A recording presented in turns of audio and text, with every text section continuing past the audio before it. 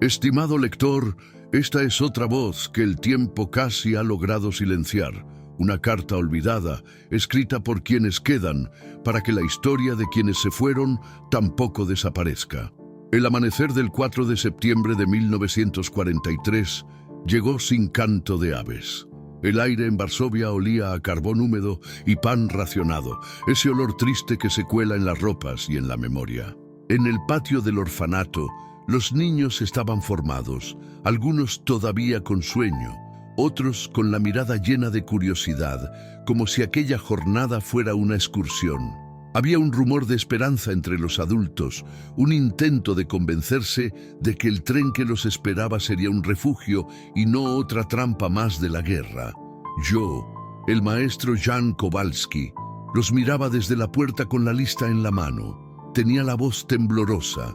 Cada nombre que pronunciaba me pesaba en el pecho. Stasia, Lidia, Marek, Antek, Josefina. Los pequeños respondían con un aquí que se perdía entre el murmullo del viento. Habíamos pasado las últimas semanas escribiendo cartas para sus familias adoptivas. Esos nombres inventados que los soldados nos prometieron que los recibirían lejos del ruido de las bombas. Les dije que escribieran sobre sus sueños, sobre lo que querían ser cuando la guerra terminara. Stasia escribió que quería ser enfermera para curar los ruidos malos del corazón. Todavía guardo ese papelito en mi bolsillo. El tren esperaba en la estación con una hilera de vagones grises. Algunos llevaban el símbolo de la Cruz Roja pintado en los costados, aunque a la distancia se veía descolorido, casi invisible bajo el polvo del camino. Las madres del vecindario, las pocas que quedaban, se acercaron con mantas y trozos de pan envueltos en trapos. Una de ellas me dijo al oído: «Cuídelos, maestro. Usted es lo más parecido a un padre que les queda». Yo asentí, sin poderle decir que no iría con ellos, que debía quedarme para cuidar el orfanato vacío, como si eso tuviera algún sentido. Los niños subieron entre risas nerviosas. Algunos llevaban juguetes improvisados, una pelota hecha de trapo, un soldadito de madera sin brazo, una muñeca sin cabeza. Lidia me enseñó su dibujo del tren, con ventanas grandes y humo azul. Me pidió que se lo guardara para cuando volviera. «Así sabrá cuál era el mío», me dijo. Le prometí que lo haría. Cuando el silbato sonó, los niños se acomodaron en las ventanas. Agitaron las manos con entusiasmo, sin notar que muchos adultos lloraban en silencio. En medio de las despedidas, me pareció que hasta los soldados se miraban entre sí, evitando cruzar la vista con nosotros. Uno de ellos, el más joven, me devolvió la mirada y murmuró: «Serán llevados al norte, maestro». «Estarán bien», lo dijo con esa voz quebrada que tiene quien no cree en sus propias palabras. El tren empezó a moverse, arrastrando ese sonido metálico que parecía partir el aire. Corrí unos pasos al costado como si pudiera acompañarlos un poco más. Stasia me hizo una seña desde la ventana. Levantó su muñeca rota y sonrió.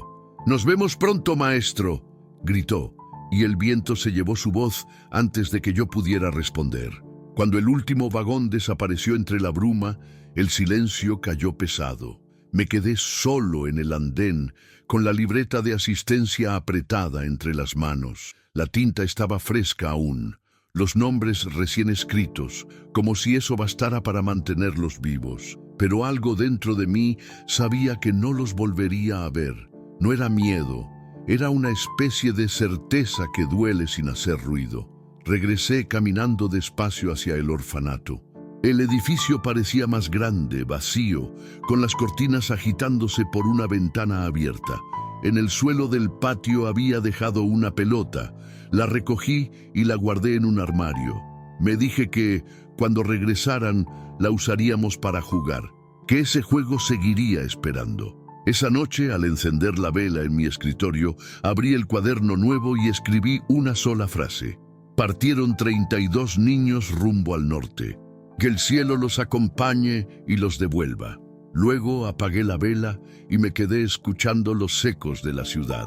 En algún lugar, los trenes seguían silbando y me aferré a la esperanza, esa necedad humana de que el suyo seguía en marcha hacia la paz que les prometieron. Los días que siguieron fueron lentos, pesados, como si el tiempo mismo se hubiera detenido a mirar hacia el norte. En el orfanato, las paredes comenzaron a crujir con el frío de septiembre y el eco de las voces infantiles se quedó atrapado entre los pasillos. Me acostumbré a hablar solo, a responder en voz alta cuando escuchaba mi nombre en sueños. Nadie volvió a preguntar por los niños y esa ausencia de preguntas fue lo que más me asustó. Cada mañana encendía la estufa con los pocos pedazos de carbón que nos quedaban. El humo se mezclaba con el polvo de los escombros que caían del techo y a veces me parecía ver figuras pequeñas entre el vapor. Los llamaba por sus nombres, uno a uno, mientras revisaba las camas vacías. Lidia dormía junto a la ventana. Su colchón aún conservaba una arruga en forma de cuerpo. Stasia siempre dejaba sus calcetas debajo del catre, dobladas con torpeza. Las encontré una vez y las guardé en el cajón del escritorio junto con una carta que nunca terminé de escribirles. Al principio llegaban rumores, voces que venían de la calle o de algún soldado que pasaba con prisa, que el tren había cruzado el río, que los niños estaban siendo llevados a un convento, que pronto escribirían. Una mujer del barrio juró haberlos visto desde lejos, en otra estación. Me aferré a esa historia como quien se agarra de un clavo ardiendo. Cada tarde me sentaba junto a la radio, esperando escuchar algún mensaje, alguna noticia que confirmara su llegada. Pero lo único que llegaba era estática, una sucesión de chasquidos que sonaban como pasos que se alejan. El orfanato, vacío, empezó a oler distinto. El aire sin risas tiene un aroma agrio, una mezcla de polvo, cera y nostalgia. Me descubrí limpiando los pupitres una y otra vez, no por higiene, sino para recordar el sonido de sus voces. A veces encontraba migas de pan endurecido o trozos de papel con dibujos incompletos. Uno de ellos mostraba un sol con cara de niño. Debajo decía, cuando volvamos que haya flores. Lo pegué en la pared del aula y cada noche lo miraba, preguntándome si alguien más lo haría algún día. Una tarde, mientras caminaba hacia la estación, me crucé con un anciano ferroviario que conocía de antes de la guerra. Me dijo que no había registros del tren. Tal vez fue desviado, murmuró. Su mirada esquivaba la mía. En Varsovia, el silencio se había vuelto una forma de defensa. Nadie decía lo que sabía, nadie preguntaba lo que temía. Aún así, seguí yendo al andén.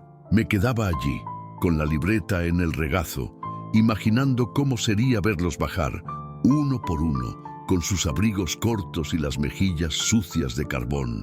En las noches escribía, no cartas, sino pequeños recuerdos. Anotaba los juegos que inventaban, los cuentos que les narraba antes de dormir, las canciones que Stasia tarareaba cuando tenía miedo. Era una forma de mantenerlos vivos. Sabía que, si dejaba de escribir, la guerra los tragaría del todo. En los bombardeos, cuando el suelo temblaba, me escondía bajo la mesa y recitaba sus nombres, igual que una plegaria.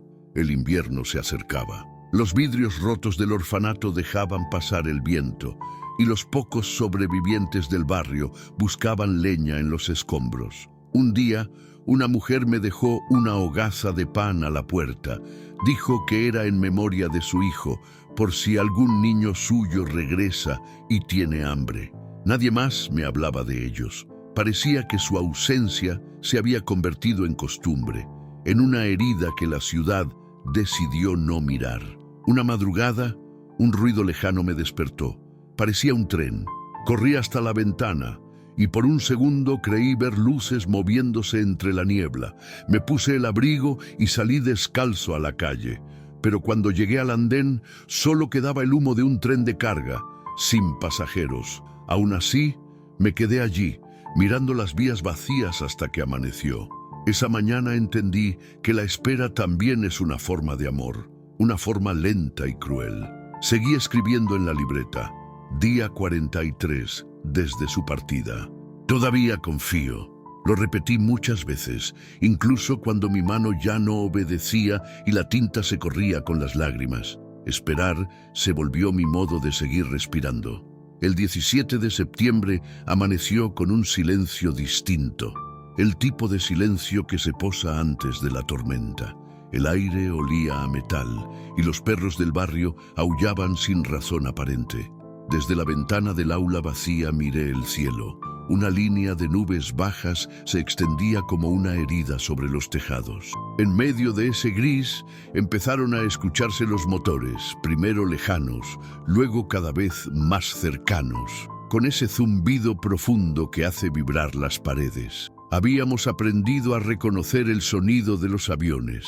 Algunos decían que los aliados venían a protegernos, otros que los enemigos habían cambiado de rumbo. A esas alturas ya nadie sabía quién disparaba a quién. Solo sabíamos que del cielo caían cosas que quemaban y que cada ruido nuevo podía significar otra pérdida. Salí al patio. El viento traía consigo el olor del combustible y un polvo fino que se metía en la garganta. Los vecinos comenzaron a correr hacia los refugios. Una madre me tomó del brazo. «Maestro, venga, no se quede afuera». Pero yo no podía moverme. Algo me clavaba los pies al suelo, como si presintiera que aquel rugido traía un mensaje. Miré hacia el norte, hacia donde imaginaba que el tren habría llegado hacía días. Los motores retumbaron más fuerte y por un instante el cielo se llenó de destellos metálicos. Luego vino el trueno. No un trueno de tormenta, sino ese estallido seco que corta el aire y te deja sordo. Las paredes del orfanato temblaron. Corrí hacia el sótano y me cubrí con los brazos mientras la tierra se estremecía. Afuera todo era ruido, cristales rompiéndose, gente gritando, ladridos. Después, de golpe, volvió el silencio. Un silencio espeso, lleno de polvo y de ese olor que ya conocíamos todos. Mezcla de humo, madera quemada y miedo. Al caer la tarde, salí a la calle. Las fachadas estaban llenas de hollín, los cables caídos como hilos negros. En el suelo, entre los restos, encontré un cuaderno chamuscado. Lo abrí con cuidado. En una de sus páginas, la letra infantil de Lidia. No sé cómo, pero reconocí su dibujo del tren con humo azul. Tenía una esquina quemada, pero aún se veía la cruz roja pintada en los costados del vagón. Sentí que el aire se me iba del cuerpo. Pregunté a un ferroviario que pasaba, un hombre con el uniforme cubierto de ceniza. Me miró sin querer hacerlo. Solo dijo, un tren fue alcanzado cerca de Lowich. Dicen que era un transporte de evacuación. Nadie sobrevivió. No pregunté más. Él siguió su camino, arrastrando un saco de carbón. Me quedé ahí, con el cuaderno entre las manos, sin poder pensar ni llorar. Las campanas de una iglesia lejana sonaron como si anunciaran un funeral sin nombres. Recordé entonces las palabras del joven soldado aquel día en la estación. Estarán bien. No hubo mentira más cruel. Esa noche escribí en la libreta, el cielo disparó contra los nuestros. Luego taché la frase, como si al borrarla pudiera cambiar lo ocurrido. Pero las palabras, igual que los recuerdos, dejan huella incluso cuando se borran. En los días siguientes llegaron más noticias, cada una peor que la anterior. Algunos decían que los aviones habían confundido el tren con un convoy enemigo. Otros, que había sido un castigo ejemplar. No quise saber la verdad.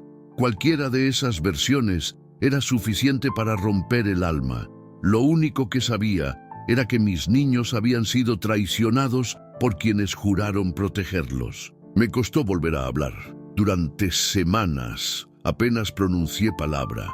Los vecinos me dejaban comida en silencio, sin preguntar nada.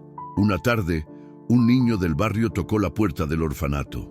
Tenía en la mano un botón azul, gastado, de esos que usábamos en los uniformes escolares. Dijo que lo había encontrado junto a las vías, traído por un vagón vacío. Lo guardé como si fuera un corazón diminuto. El cielo de Varsovia siguió rugiendo durante meses. Cada vez que los motores volvían a sonar, sentía que los niños estaban allá arriba, escondidos entre las nubes, mirándome. A veces creo oír sus risas cuando el viento sopla desde el norte. Quizás sea mi manera de seguir hablando con ellos. Quizá el recuerdo también hace su propio ruido, uno que no se apaga nunca. Esa fue la última vez que creí en los cielos. Desde entonces solo confío en la tierra, en sus silencios y sus raíces, en las cosas que no vuelan. Han pasado meses desde aquel día, aunque el tiempo aquí dejó de tener forma. Los relojes se detuvieron cuando cayeron las bombas sobre la estación y desde entonces las horas solo se miden por el humo o por la claridad tenue que se cuela entre los escombros. Escribo desde el sótano del orfanato, el único lugar donde aún se siente algo parecido a refugio. El aire es denso, mezcla de humedad y tierra. Cada tanto cae polvo del techo, como si la casa también respirara con dificultad. Frente a mí, sobre la mesa, descansa la libreta de asistencia. Está quemada por una esquina. Las hojas se despegan con cuidado, como pétalos marchitos. La tinta de algunos nombres se corrió con el agua que entró durante el bombardeo, pero otros permanecen nítidos. Los repito en voz baja, uno por uno, cada noche antes de dormir, como si pronunciarlos los hiciera regresar. Stasia, Marek, Antek, Lidia, Josefina, Powell. 32 nombres, 32 pedacitos de mundo. Hay noches en que, al cerrar los ojos, escucho pasos en el pasillo, pequeños, ligeros, como los de ellos cuando salían corriendo al recreo.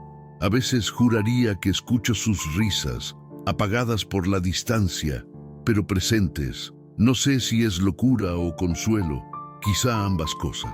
La guerra nos ha enseñado que los muertos no se van del todo, solo cambian de lugar.